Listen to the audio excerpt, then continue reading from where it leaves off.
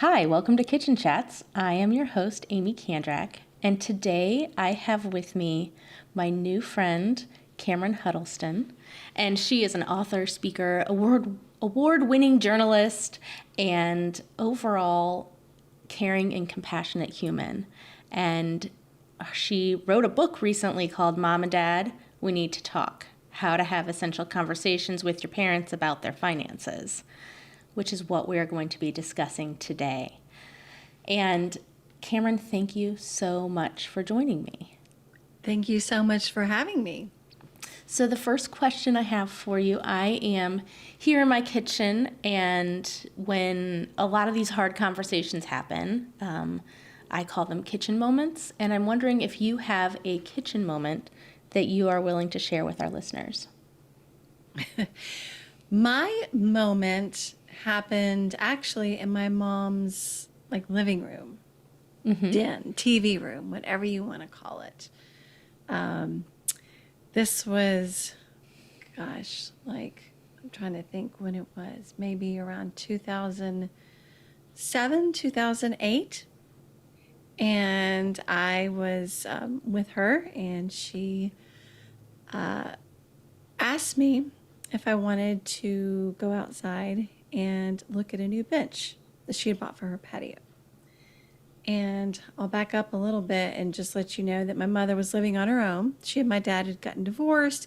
My father had actually passed away, and she had been showing some possible signs of memory loss. But I was chalking it up to hearing loss because she had hearing loss in one ear. And so when she would ask me questions, and I would, I would answer her, and then she would ask me again, I would, I thought, oh, it's because she's not hearing me.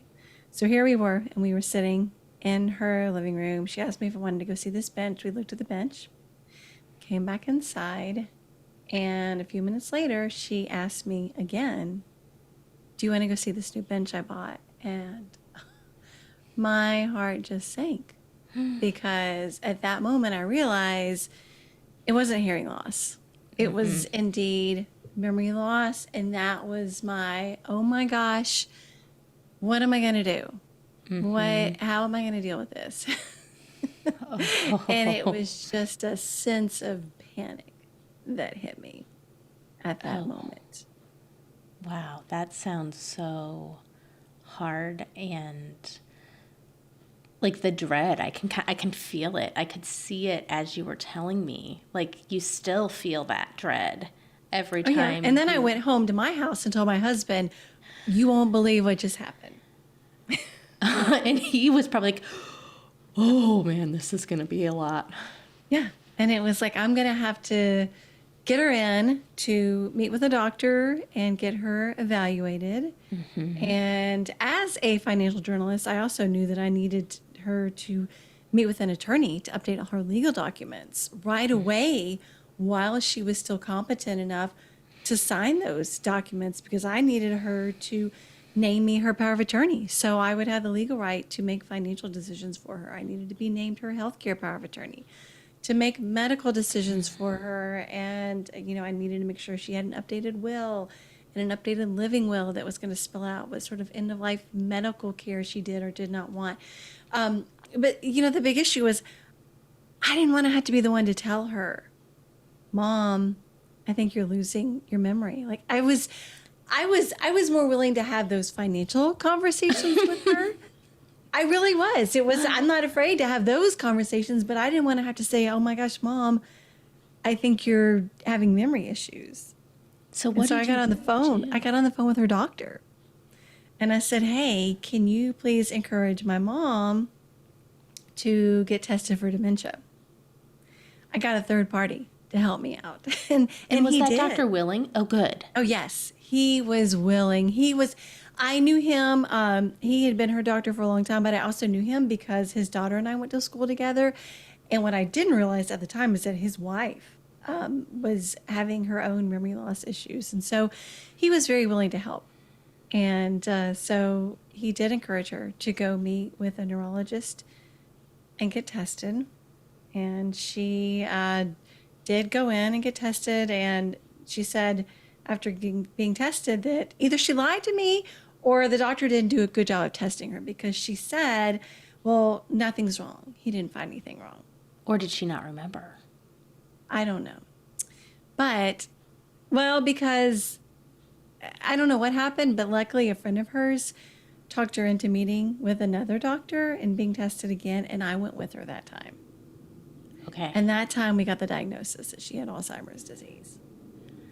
And so, from that point on, I was her caregiver. I got involved first with her finances, and then with hands-on care. And then when she was in a memory care facility, I was overseeing her care and then managing her finances entirely.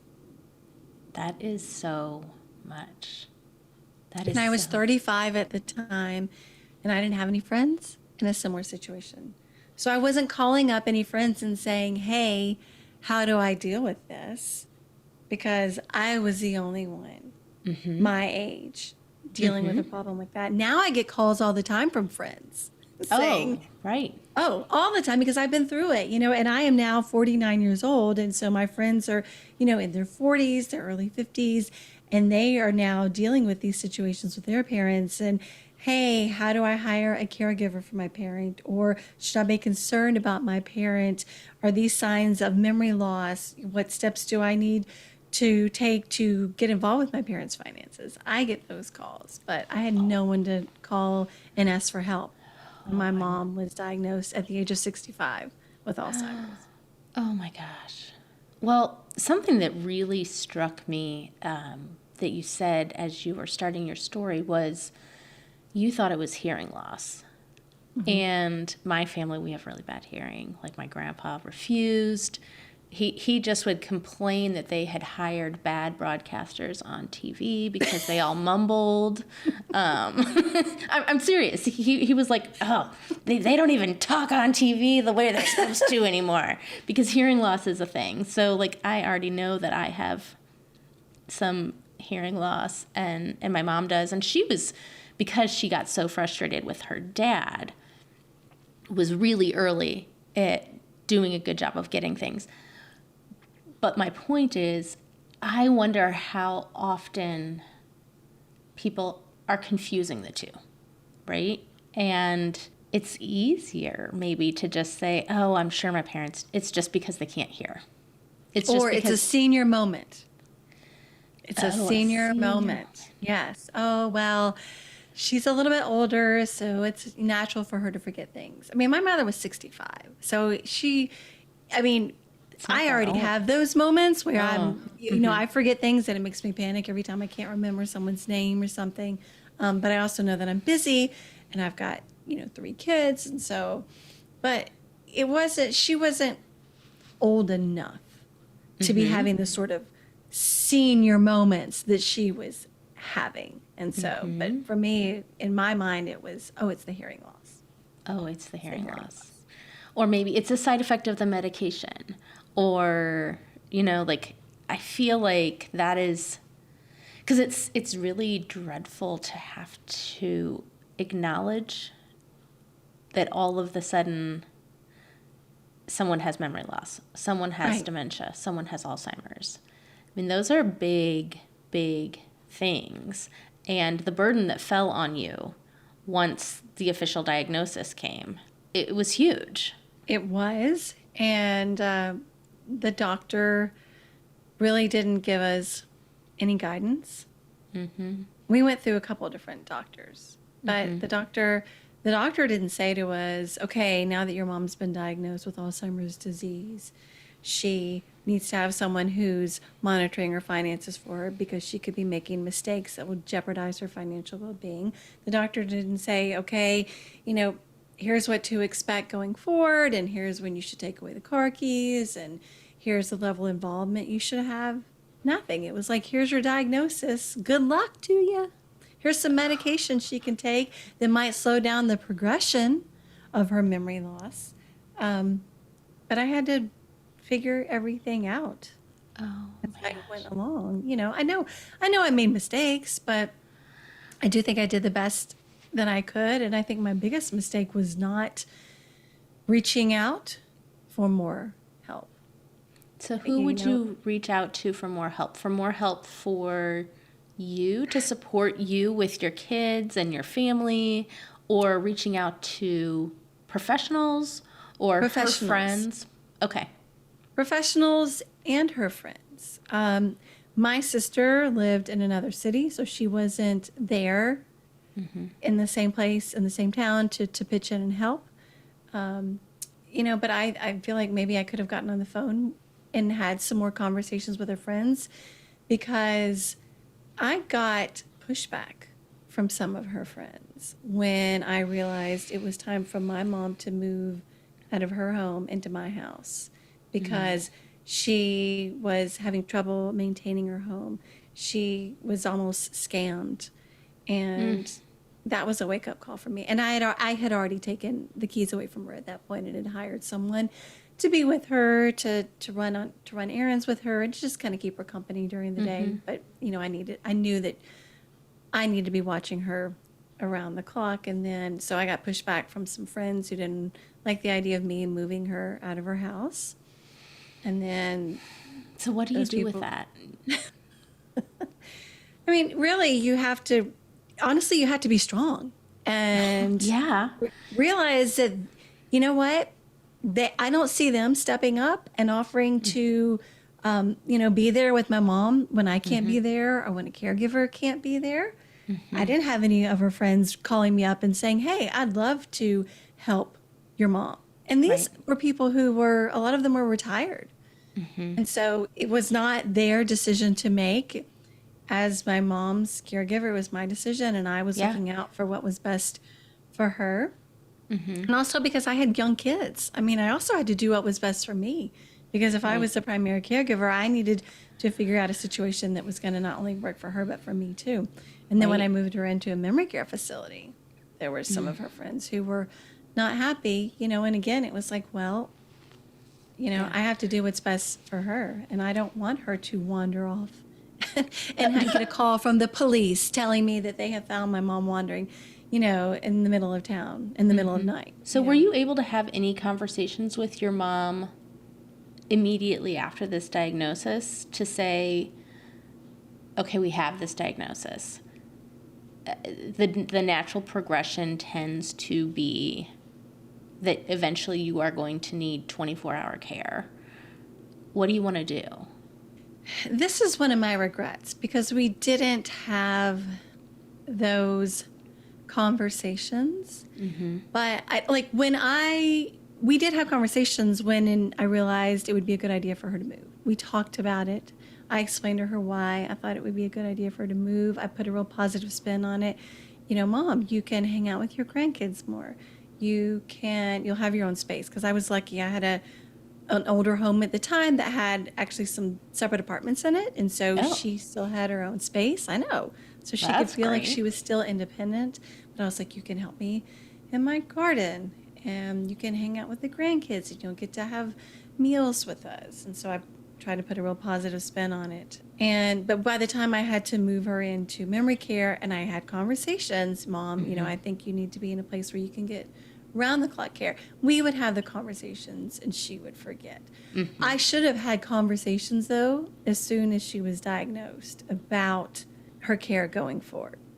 But I don't know how productive those conversations would have been because she was already experiencing cognitive decline and she would not have been resoning as well as she would have if we had had those conversations before she was diagnosed. And that's, that's one of the reasons why I wrote my book is because people need to have these conversations before there is a health emergency, before there's a financial emergency, because at that point it's too late. You can't have rational conversations. You're dealing with an emergency. One of the first things we did, like I said, was we met with an attorney and the attorney encouraged us to go to the bank and let the bank know that I was her power of attorney. So we showed that document to the bank and as her power of attorney.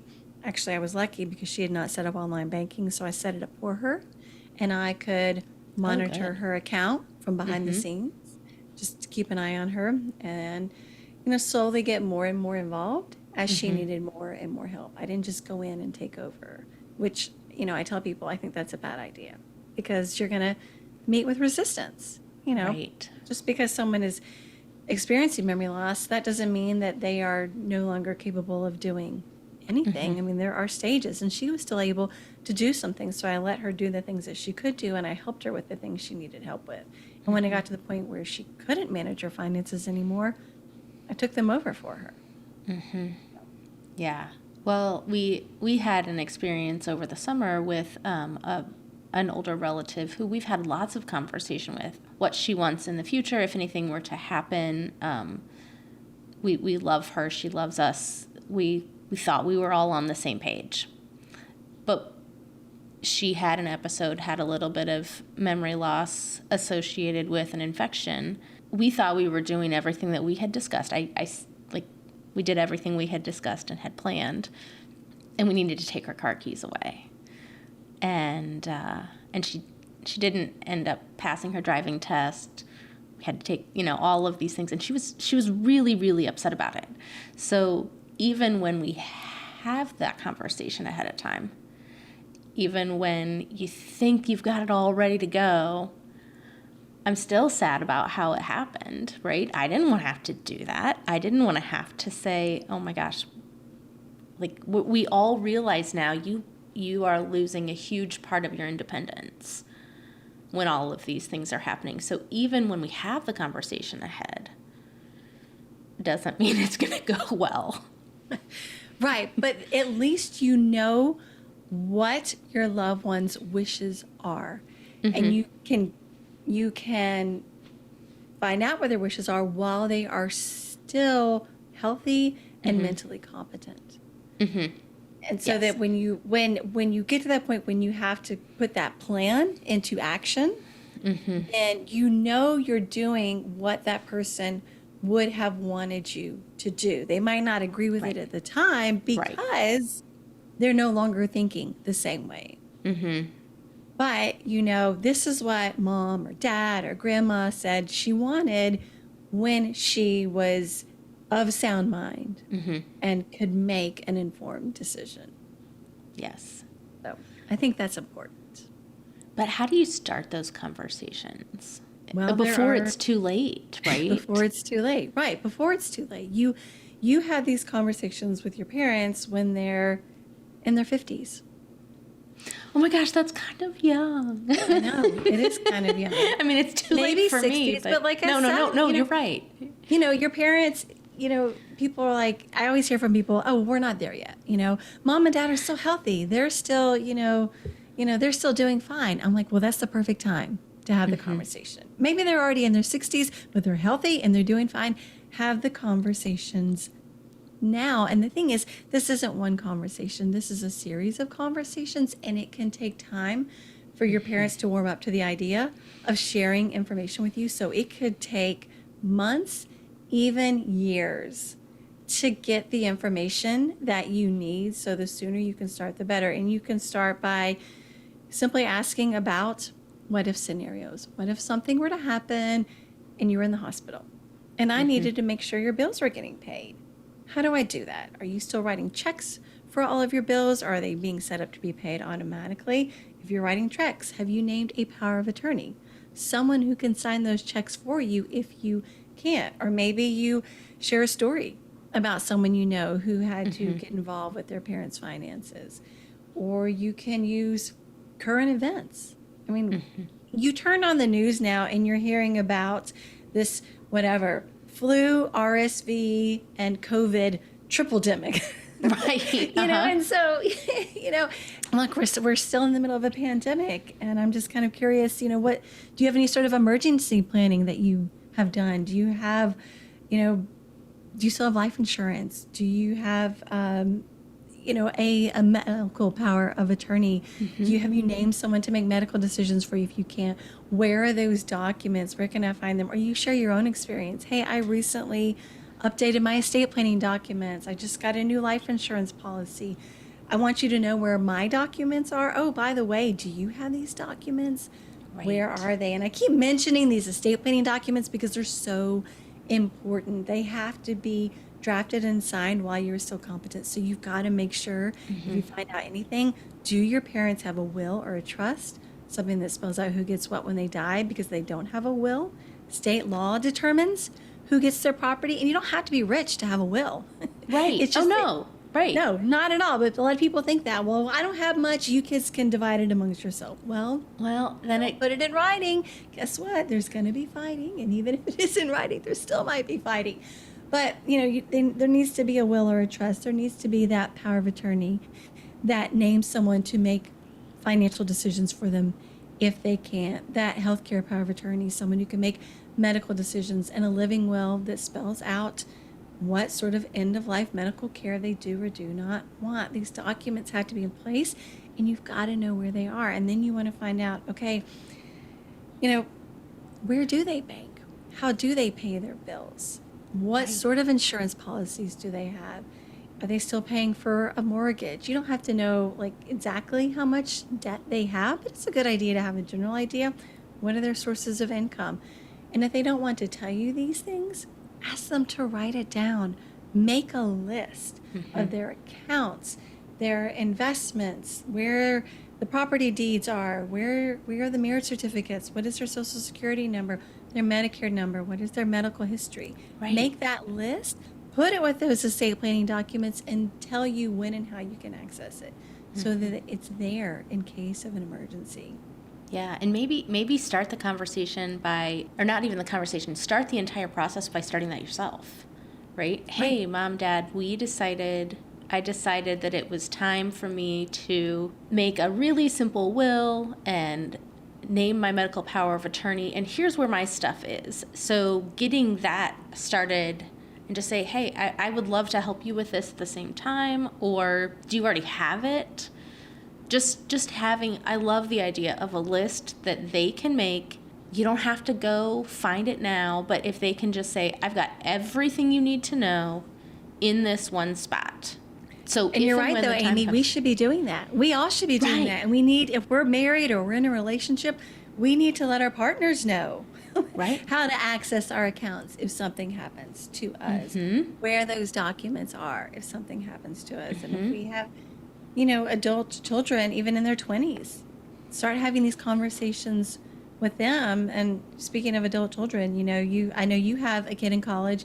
I have a kid in college.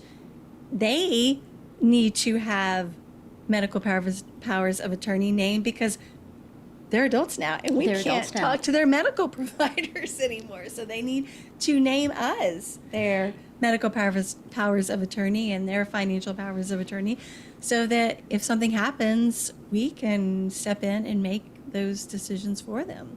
I am really fortunate to have some really close friends who are attorneys, and we did a super, super simple draft of just medical power of attorney and all that kind of stuff. I mean, really simple. That we put together. I have a signed copy that I just keep in my computer files. My daughter Claire has one for her files, and then my friend who helped us put this together has a copy just as a third party. She doesn't even do estate planning, but it was just okay, if something is going to happen, now we have this in place. And it can be pretty simple. And again, that's for college students. Very different than, hopefully nothing's going to happen there. But for our parents and any aging loved one, it might not just be your parents. It might be your aunt or your great aunt or, any of these older people for whom you might be kind of the next in line to help take care of them. Right. And I would certainly encourage them to meet with an attorney to draft these documents. There are free and low-cost versions available online, but especially that financial power of attorney document, it needs to be done right. It needs to conform to your state laws. It shouldn't be general. And your loved one wants to sit down and talk with an attorney to discuss what sort of powers they do or do not want to give to their agent. So the attorney's going to help them craft a document that fits their particular situation. And maybe that attorney can even help step in should anything come up in the future to say, hey, you know what, Mom and Dad really didn't want you to have access to this kind of stuff, but they gave me access to it. Or something like that. There are professionals who can help step in for some of these things. Right. Exactly. Okay, so you mentioned one other thing. I don't answer spam calls. I don't pick up my phone if I don't know who's calling. They can leave me a voice message if they really want to get in touch with me. If they don't leave a voice message, I probably don't need to talk to them. But I'm of a different age. I know a lot of people who are older, especially, answer the phone always. I think most of our listeners are of an age that they probably still answer the phone, but the scams are real for older people who get phone calls. We have a close friend of the family, extremely intelligent lawyer, who received a phone call, and scammers got all of his information and started having access to all kinds of stuff. Cameron, what do we do about that? It's a huge problem. And I'm glad you brought this up because actually talking about scams is a really easy way to start these conversations with your parents if you're at a loss for a way to have these conversations, because guess what? Anyone can be a target of scammers. And so it's easy to say, hey, Mom and Dad, I just got this call from someone claiming to be with the IRS, and they said that I owed back taxes, and then I'm going to have to pay with a gift card. You know what? I want you to know about this because it's a scam. So if you get a call from someone claiming to be with the IRS or the Social Security Administration or Medicare, it's a scam because government agencies aren't going to call you. Same goes for emails and text messages. So anytime you hear about a scam, you can let your parents know. And that kind of opens the door to other conversations. Oh, another thing that you can do to protect yourself is freeze your credit so that in case someone gets your personal information, they can't go and open new accounts in your name. Hey, by the way, have you ever thought of signing up for like credit and identity monitoring or account monitoring? Do you have alerts set up with your bank and credit card to be notified whenever there are transactions on your account? Let me help you do that. And so then you're offering assistance with something. Now you're going to get with them onto their bank account, know where they bank. Okay. Maybe they're even willing to share that username and password so you can get on there and help them sign up to receive these transaction alerts. Okay. You're easing your way in by starting with a conversation about scams. But how do you protect them? Well, you tell them to do what you do, Aimee. Don't answer the phone. Mom and Dad, just don't answer the phone. Let your calls go to voicemail, because guess what? Even though it looks like it's a call from Medicare or from some company that you recognize, scammers have software that they use to change caller ID. So you can't trust caller ID. Let your calls go to voicemail, then listen to it. And if it's someone claiming to be with your bank or your doctor's office, don't call the number that they left. Look up your bank's phone number. Look up your doctor's office number and call that number. Don't click on links in emails. Don't click on links in text messages, even if it's AT&T telling you, thank you for paying your bill this month. Now you get a free gift. AT&T is not going to give you a gift for paying your bill. They're just glad you paid the bill. And Netflix is not going to send you this poorly worded message telling you that it's suspending your account for suspicious activity. I get these messages all the time. Oh, and that I'm deal that you eligible saw on Facebook for like, $50 for an iPad. I mean, come on. No one's selling an iPad for $50. Don't believe it. You have to like constantly be warning them about these scams. Keep those lines of communication open. I actually have on my website, CameronHuddleston.com, a free scam red flag sheet that you can print out. Oh. And give it to your parents. Just leave it on the kitchen counter or hang it up by the phone, hang it up on the refrigerator as a reminder. And it tells them, any request to send a wire transfer, it's a scam. A call from a government agency, it's a scam. It's a scam. DirecTV is not upgrading my service because I don't have an account with them, right? That sweepstakes that you didn't enter, but you've supposedly won, it's a scam. And you never had to pay a fee to collect winnings. And you don't have to pay taxes up front to collect winnings either. It's a scam. Yeah. Well, and like we're I feel like we're laughing about all this, but I think it really, really happens It is. And people think, oh, my parents are still really smart. They're on the ball. They're not going to be victimized. Well, actually, I just interviewed the father-in-law of the CEO of the company I work for. This man is a doctor, and he was just scammed because he got an email claiming to be from PayPal telling him that a computer that he had bought, that he'd supposedly bought, was being shipped to Austin, Texas. He's in Virginia. So he Oh. called the number in the email. And they were like, oh, yeah, we can fix the problem. We'll give you a refund, but we need to get access to your computer. And he wasn't thinking. He was in a rush, granted them remote access to his computer. His screen goes black, but he can see the cursor moving. And before he knows it, they're telling him, oh, look, you should have just received a code from your bank. Can you give that to us? And he's like, wait, what? Uh-huh. Are you guys really from PayPal?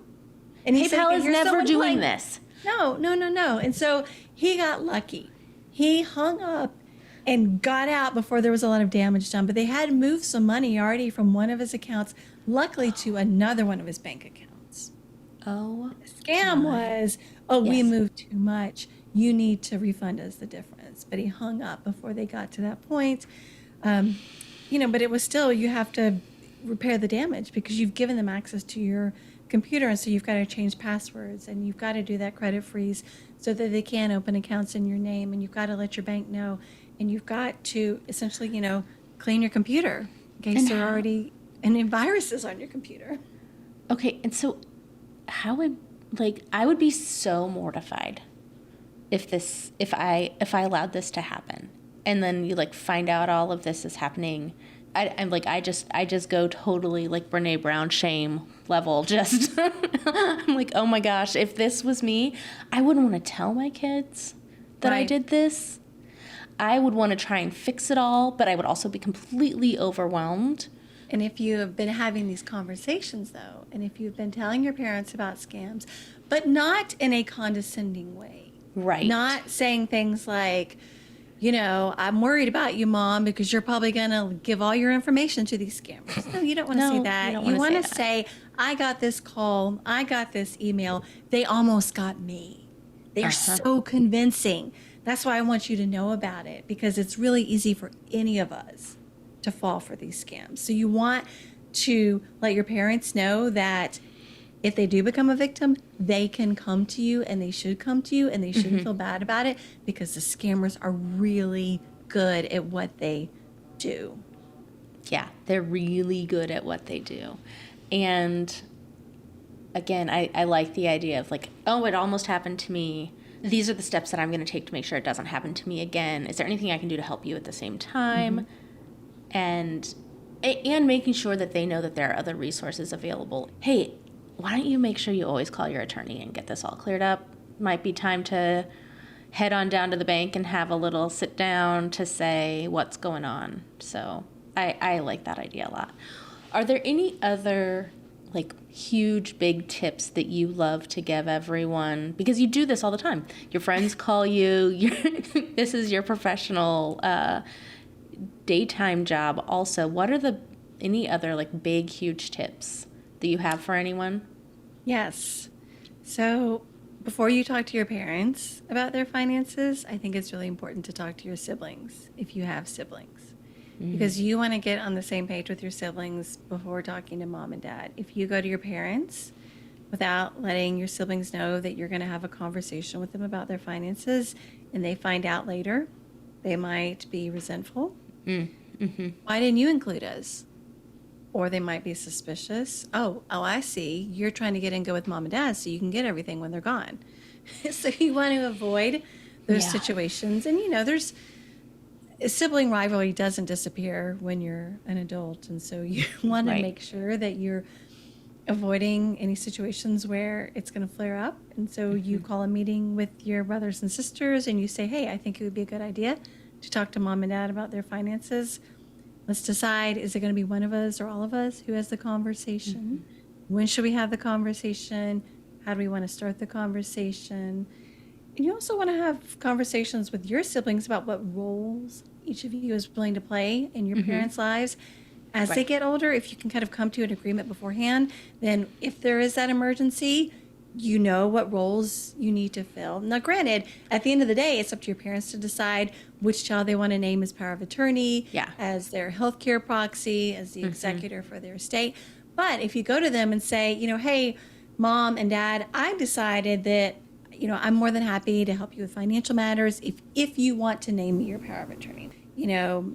Sally here lives close to you, so she's happy to be your healthcare power of attorney because, if you have to go to the hospital, she might be the one to take you and be the one to talk to the doctors, and so she's willing to do that.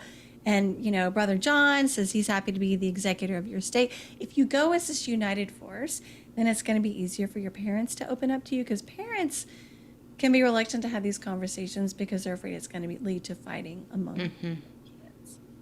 So. And they might kind of already know who they want to do different things. Yeah. And they might already have some of it done. And this is the other way that you can maybe be pleasantly surprised to say, oh, hey, fantastic. I had no idea you had me named as such and such. But the one thing I will point out, too, is that if your parents name you or your siblings as their power of attorney, if they name more than one of you, it's really important that that document specifies that you are allowed to act independent. Individually. Mm-hmm. Yes, because otherwise, both of you are going to have to get on the phone with the bank. Both of you might have to be there to sign documents, and that can create a logistical nightmare. My sister and I are both named my mom's power of attorney.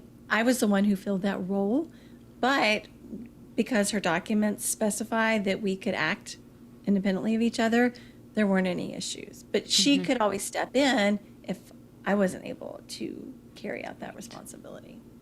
Well, and I think it's also nice if everybody has a role that they can fill as well. It's kind of the checks and balances for mom and dad and for the siblings to know that, okay, nobody has all the power. I know. And if someone's listening and thinking, well, I don't want to talk to my crazy sister because she's going to mess things up. If you do have siblings who are going to sabotage the conversation, who have financial problems of their own, who have criminal record, who have serious mental health or substance abuse problems, then it probably isn't a good idea to include that sibling in the conversation. But if you just don't really get along with your siblings, you need to try to put aside your issues just for a little while to have this conversation, come to some sort of agreement, and if necessary, get that third party involved. Reaching out to your parents' attorney to help mediate, or maybe reaching out to a social worker, a counselor, a family counselor for some help. And the earlier you can do it, the better, because your parents are going to know what some of these dynamics are. Sometimes. Yeah. Oh, Cameron, this has been really insightful, and while uncomfortable, hopefully easing all of those uncomfortable conversations by giving, just some tips on how to start the conversation. So thank you for that.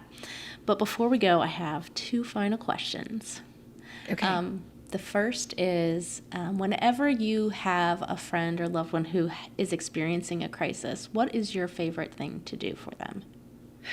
Well, I guess it would be to listen, because a lot of times that's what people just want to do. They want to talk and be heard. So being there to listen to them, and then if they want advice, trying to offer the best advice that I can. That's really nice. That's very special.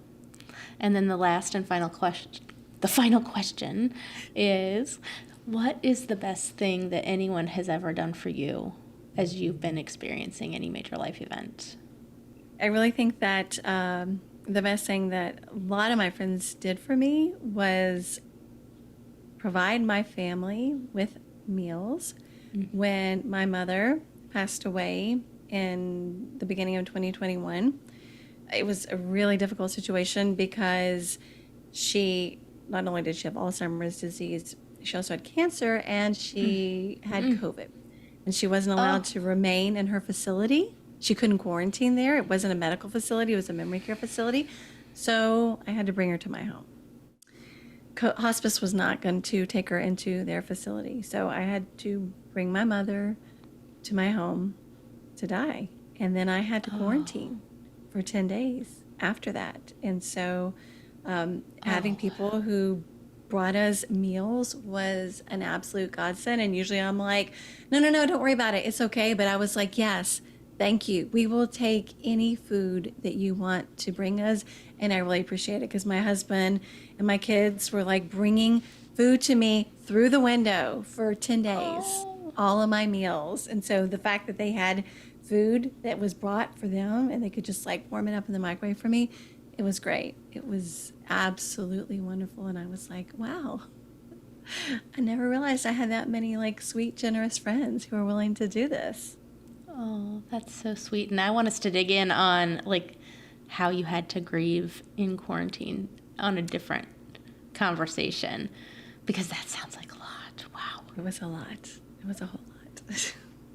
Well, Cameron, it has really been a pleasure. Thank you so much for joining us and sharing all of your wisdom. Thank you for having me. I really appreciate it. Thanks.